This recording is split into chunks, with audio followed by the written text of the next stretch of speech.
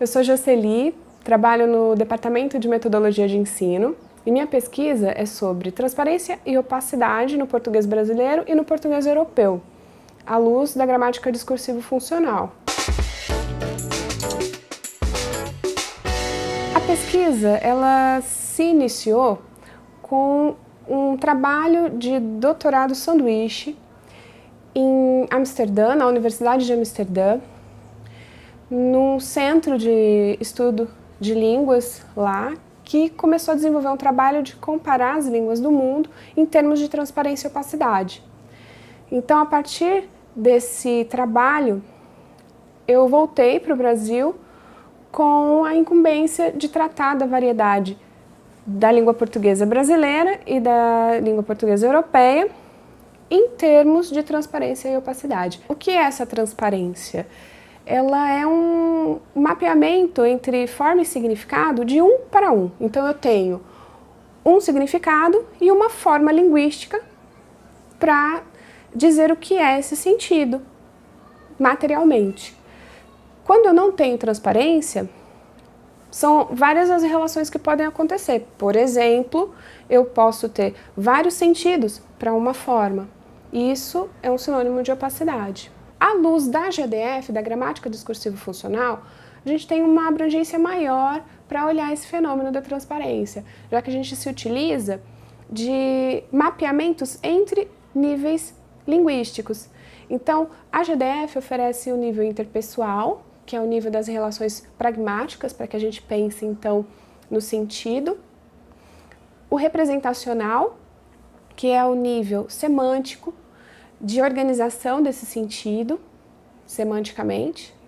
O nível morfossintático, que é um nível de codificação, então aquilo que é formulado nos níveis interpessoal e representacional se codifica na língua dentro do nível morfossintático, nas formas que a língua apresenta. E o nível fonológico. Esse nível fonológico é também um nível de saída, porque é a forma tomando vida, né, linguisticamente no uso. Então nós temos dois níveis de codificação para analisar como a forma acontece e os níveis de formulação interpessoal e representacional para analisar sentido.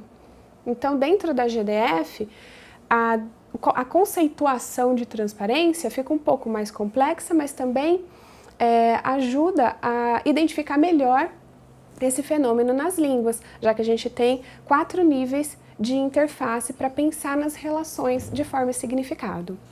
No português brasileiro, a hipótese inicial é que nessa variedade, por ser uma variedade que se desenvolve com línguas em contato, nós não deveríamos ter muita opacidade, né? Então, com as línguas em contato, nós temos a possibilidade de uma variedade que se formou dentro de um processo de semicriolização. Então, essa hipótese inicial, ela precisaria ser comprovada já no nível morfossintático. E o resultado interessante que nos é apontado é que não acontece assim como a gente esperava. Então, existe um alto grau de opacidade dentro do nível morfossintático. Está certo que a gente ainda tem a etapa da pesquisa da interface entre os níveis, mas já nessa etapa nós temos esse resultado. Então, provavelmente, o português de Portugal, ele terá mais opacidade do que a variedade brasileira, mas nós estamos, então, numa gradação de opacidade. Então, em termos de discussão dos dados, é interessante observar que existe hoje uma frente que defende que o português brasileiro seria uma língua diferente do português europeu. E essa pesquisa, ela tem a tendência de mostrar que não seria o caso de termos duas línguas, mas sim uma língua e suas variedades que se diferem pelo grau de opacidade.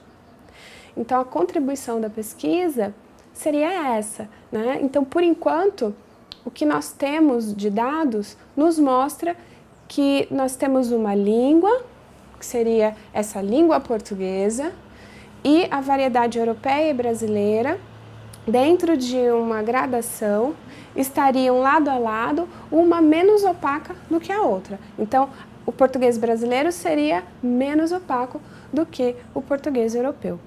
Mas a gente ainda tem as outras etapas da pesquisa para desenvolver, que vai acontecer em 2 projetos de iniciação científica. E em breve, quem sabe, eu possa falar para vocês qual foi o resultado final.